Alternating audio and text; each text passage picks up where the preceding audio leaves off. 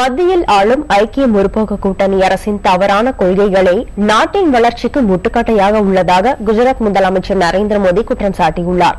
Video conferencing மூலம் அமெரிக்க வாழ் இந்தியர்களிடையே உரையாற்றிய அவர், சமீபத்தில் சீனா தனது ஆக்கிரமிப்பை திரும்பப் பெற்றுக் கொண்ட விஷயத்தில் அரசு என்ன செய்தது என்பதை இதுவரை தெளிவுபடுத்தாமலேயே உள்ளதாக கூறினார்.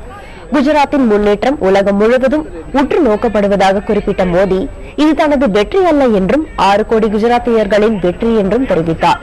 குஜராத்தின் வளர்ச்சி ஒருங்கிணைந்த வளர்ச்சியாக உள்ளதாகவும் கிராமப்புற மக்களுக்கும் உயரிய தொழில்நுட்பங்கள் சென்றடைந்திருப்பதாகவும் அவர் கூறினார். தனது செயல்பாடுகளை தான் மக்கள் கவனிக்கிறார்களே தவிர தன்னை பற்றி வரும் விமர்சனங்களை அல்ல என்றும் மோடி தெரிவித்தார்.